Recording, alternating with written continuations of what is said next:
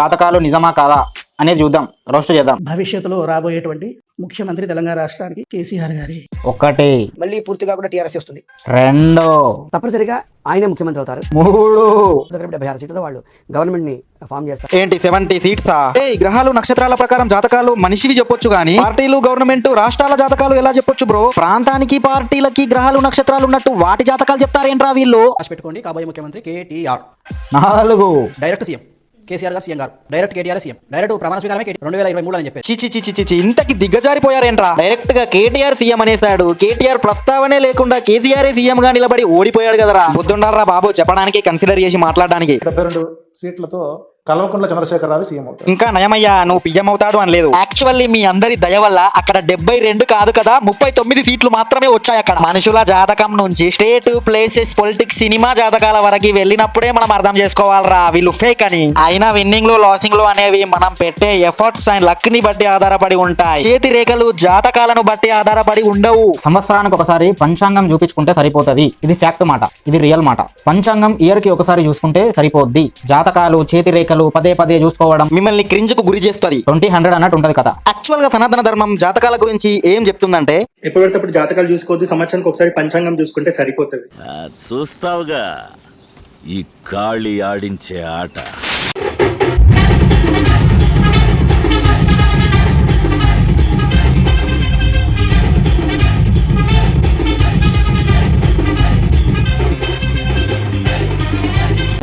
జాతకాలు చెప్పే ప్రతివాడు ప్రతి ఇంటికి వెళ్ళి మీ ఇంట్లో ఏదో సమస్య ఉందంటాడు. అక్కడ ప్రతి ఇంట్లో సమస్య ఉంటుంది. అక్కడ సమస్య లేని ఇల్లు ఎక్కడుంది? ఇక్కడ ఎవరి పేరైతే ఎస్ లెటర్ తో ఉంటుందో, ఎస్ లెటర్ తో పేరున్న వాడు ఎప్పుడు కూడా సారోఫుల్, బాధతో కూడుకున్న జీవితం. ఏంటి ఇప్పుడు ఎర్రుపుకునా నేను, మరి ఇప్పుడు నా పేరు కూడా ఎస్ మీదకెళ్ళే ఉంది. ఎర్రుపుకునా నేను. మెజారిటీ అంకెల్లో మెజారిటీ నేమ్స్ ఎస్ మీదకెళ్ళే ఉంటాయని మెజారిటీ సమస్యలను పెట్టడానికి ట్రై చేస్తున్నారా? ఎస్ లెటర్ తో పేరున్న వాళ్ళు తల్లిదండ్రులకు దూరం అవుతారు, లేదా ఇండివిజువాలిటీని ఎక్కువ కోరుకుంటారు. చూడు పంతులు, ఇండివిజువాలిటీని కోరుకున్నప్పుడు తల్లిదండ్రులకి దూరం కావాల్సిందే. ఎందుకంటే వాడు బయటకు వెళ్ళి చదువుకోవాల్సి వస్తుంది, బయటకు వెళ్ళి జాబ్ చేయాల్సి వస్తుంది, హాస్టల్లో ఉండాల్సి వస్తుంది, ఇల్లు వదిలి బయటకు వెళ్ళాల్సి వస్తుంది. మెజారిటీ సమస్యను తీసుకొచ్చి అందరూ ఇండివిజువాలిటీని కోరుకుంటారు భయ్య. దాన్ని తీసుకొచ్చి దీంట్లో కలిపి ఏదో ట్రై చేస్తున్నాడు. సొంత నిర్ణయాలు ఎక్కువ తీసేసుకుంటారు, ఆ నిర్ణయం మొత్తం రాంగ్ అవుతుంది. కామన్ గా చూస్తే నిర్ణయాలు రాంగ్ అవ్వడం కామన్ గా జరిగేవి తీసుకొచ్చి కామన్ సెన్స్ లేని వాళ్ళని పట్టేసి కామన్ గా వాళ్ళని వాడేస్తారు. లాజిక్ తో ఆలోచిస్తే మనం పుట్టేటప్పుడే పంతులను అడిగి పిల్లాడికి పేరు పెడతాం. అప్పుడు ఆ పంతులు చెప్పొచ్చు కదా, ఈ పేరులో ఈ అక్షరం వల్ల పేరు పెడితే ఇలా అవుతుంది అని. ఇక్కడ ఆ పంతులు ఎందుకు చెప్పాడు? మళ్ళీ ఈ పంతులు వచ్చి ఇలా ఎందుకు చెప్తాడు? డబ్బు కోసం.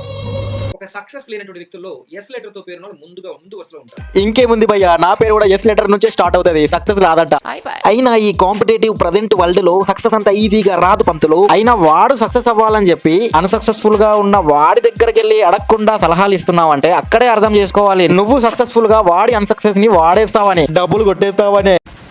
లెటర్ వి వాళ్ళకి 2024 లో చాలా బాగుండబోతుంది. ఖర్చు పెడుతూ ఉంటే డబ్బులు వస్తుంటాయి. రేయ్, డబ్బులు వస్తేనే ఖర్చు పెడతారు కదరా, ఖర్చు పెడితేనే డబ్బులు వస్తాయి కదరా. సరిగ్గా చూస్తే డబ్బులు ఉన్నవే ఖర్చు పెట్టడానికి కదరా. ఖర్చు పెట్టిన దానికంటే డబ్బులు వస్తేనే కదరా ఖర్చు పెడతారు అందరూ. అయినా డబ్బులు ఖర్చు పెట్టని మనిషే ఉండడు. ఈ ఎదవలో మీనింగ్లెస్ కాన్సెప్ట్ ని ఏదో లాజికల్ గా మీనింగ్ఫుల్ గా ఎక్స్ప్లెయిన్ చేస్తున్నట్టు ట్రై చేస్తున్నాడు లడ్డు అంకు. ఖర్చు పెడుతూ ఉంటే డబ్బులు వస్తుంటాయి లెటర్ వి వాళ్ళకి. ఈ లడ్డుగాడేంట్రా ఇంత కామెడీగా ఉన్నాడు? ఫస్ట్ నైట్ రోజు వేస్తా ఉంటే వీర్యం బాగా పడుతుంది లెటర్ వి వాళ్ళకి అన్నట్టు చెప్తున్నాడు. లెటర్ వి వాళ్ళకి 2024 లో ఫస్ట్ నైట్ రోజు వీర్యం బాగా పడుతుంది, వేస్తా ఉంటే పడతా ఉంటుంది.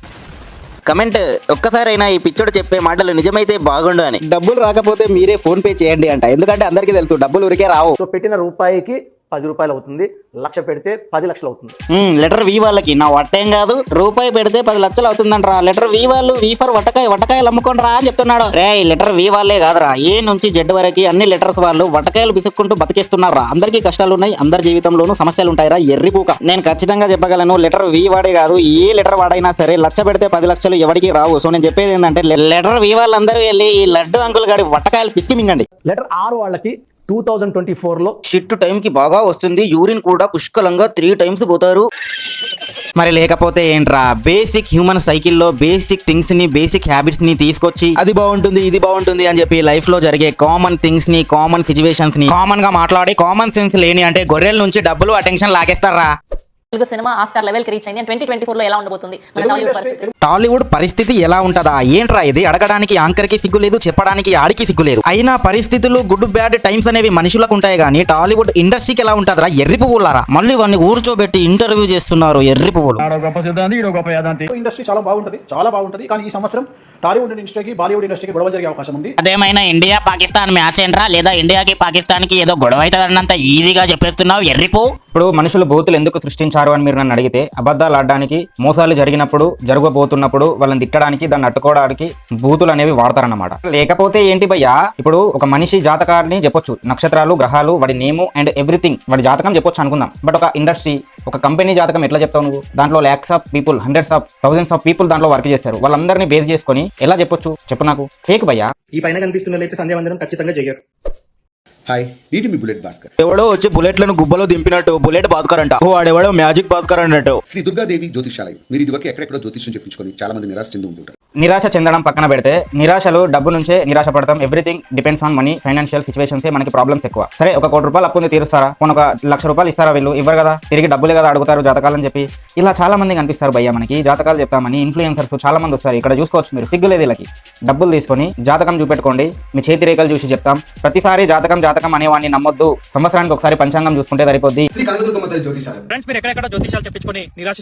ఈ నా కొడుకులు భయ్యా ఇన్స్టాగ్రామ్ లో నీతులు చెప్తూ తిరుగుతారు, నీతి లేకుండా ప్రవర్తిస్తారు భయ్యా. 10,000 30,000 డబ్బుల కోసం అమ్ముడు పోతారేంట్రా? నీతులు చెప్తూ తిరుగుతూ మనుషుల ముందు ఏదో మంచోడిలాగా నటిస్తూ ఇలాంటి ఫేక్ ప్రమోషన్స్ ఇవ్వడానికి సిగ్గుండారా మీకు?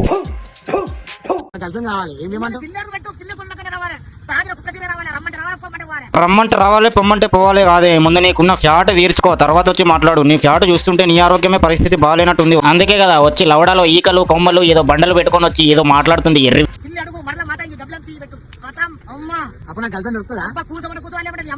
ఎక్కడ పెడతావురా గబ్బులంపి? దాని నోట్లో పెడతావా ఎర్రి? ఇప్పుడు మనుషులు ఇక్కడ చిన్న లాజిక్ మిస్ అవుతారు. దానికి మందులు పెట్టి మనుషుల్ని పడేసే కెపాసిటీ ఉంటే అదెందుకు మందులు అమ్ముకుంటది భయ్యా? ఎవరినో ఒక రిచ్ క్యాండిడేట్ ని పడేసి రిచ్ అయిపోదు. అన్ని జాతకాలు ఫేక్ అని నేను చెప్పాను, బట్ మాక్సిమం ఆఫ్ ది జాతకాలు అని చెప్పి తిరిగే వాళ్ళు మాత్రం ఫేక్. ఇలాంటి మందులు ఒకడేమో చేతబడి చేస్తా అంటాడు. నేను దీనిపైన చాలా స్టడీ చేసిన, చాలా పారాగ్రాఫ్స్ చదివిన. దీంట్లో దొరికిన ఆన్సర్ ఏంటంటే, మానసిక స్థితి బాలేని అండ్ సిచ్యువేషన్స్ బాలేని పీపుల్ దగ్గరికి వెళ్ళి వీళ్ళు వాళ్ళని గ్రాప్ చేస్తారంతే. మనిషి బ్రెయిన్ అంతా బిలీవ్ చేసేస్తుంది దేనైనా. ఆశల కోసం, అవకాశాల కోసం వాళ్ళు ట్రాప్ చేస్తారు, వీళ్ళు ట్రాప్ అవుతారు. పాయింట్ ఏంటంటే, మనిషి స్ట్రాంగ్ ఉన్నాడంటే వాడిని ఏ చేతబడి ఏం చేయలేదంట. ఇవన్నీ ఫేక్. అవి కావాలంటే నా ఎండికి ఇస్తా, నా ఆతిస్తా, నా షర్ట్ ఇస్తా, నేనే వస్తా, నాకు చేతబడి చేయండి, ఫ్రీ ఆఫర్. మందు పెట్టండి, నాకు పెట్టండి రా, చూస్తాను నేను. నా నెంబర్కి ఫోన్ చేసి సంప్రదించుకొని మనశ్శాంతి గారి మీద, ఆరోగ్య శాంతి గారి మీద. అరే బాబు, నీకు నంబర్ ఎందుకురా బాబు, నీకు ఫోన్ ఎందుకురా బాబు? సరిగ్గా పూజలు చేసుకొని బతకక జాతకాలు లౌడాలు వస్తానని చెప్పి ఎందుకురా గోళం మింగుతారు మీరు? అర్థం లేకుండా ఉండేది ఏదైనా అతి అని తెలుసుకొని అతికి దూరంగా ఉండండి రా. కుదిరితే బ్యాడ్ కామెంట్లు పెట్టండి, మీకు ఎన్ని బూతులు వస్తే అన్ని బూతులు తిట్టండి కొన్ని టైమ్స్ లో, కానీ అతికి మాత్రం దూరంగా ఉండండి ప్లీజ్. మోసపోవద్దు అని చెప్తున్నా. అబ్బులున్నోడు సంధ్యావందనం ఎందుకు చేస్తాడు? జై శ్రీరామ్. అండ్ నేను దేన్ని ఫాలో అవ్వను భయ్యా, ఒకే ఒకటి ఫాలో అవుతా, శ్రీకృష్ణుడి ఫిలాసఫీ. That's it. శ్రీకృష్ణుడి ఫిలాసఫీ నుంచే ప్రతిదీ పుట్టింది. అది ఈవెన్ నాస్తిక తత్వం కావచ్చు, అది కూడా శ్రీకృష్ణుడి ఫిలాసఫీ నుంచే పుట్టింది అని నేను బిలీవ్ చేస్తాను. ఎందుకంటే నాకు శ్రీకృష్ణుడి ఫిలాసఫీ మొత్తం తెలియకపోయినా మాక్సిమం తెలుసు అది. అండ్ శ్రీకృష్ణుడు ఏం చెప్తాడంటే భయ్యా, రాహువు, కేతువు, శని గ్రహాలు నీతో ఎంత బ్యాండ్ మారినా సరే నువ్వు నన్ను బిలీవ్ చేసినావు అనుకో, నువ్వు నా ఫిలాసఫీ అర్థం చేసుకుంటే చాలరా, నేను ఇవేమీ చేయలేవు అని చెప్తాడు. ఏంటి అప్పుడే అయిపోయింది అనుకుంటున్నావా? నెక్స్ట్ ఫేక్ ప్రమోషన్స్ ఇచ్చి తిరిగే వాళ్ళు చాలా మంది ఉన్నారు. వాళ్ళ రోస్ట్ కూడా తొందరలో వస్తుంది. అది రావాలంటే మీరు నాకు సపోర్ట్ చేయాలి భయ్యా. మీరు చేయాల్సిందల్లా ఒకటే, మీకు ఈ వీడియో కనుక నచ్చితే వీడియోని లైక్ చేయండి, షేర్ చేయండి, సబ్స్క్రైబ్ చేసుకుంటేనే నాకు లాభం రా, లేదంటే లేదురా బాబు. కుదిరితే ఈ వీడియో లింక్ ని కాపీ చేసి మీ ఇన్స్టాలో స్టోరీ పెట్టి నన్ను మెన్షన్ చేయండి రా. జై శ్రీరామ్.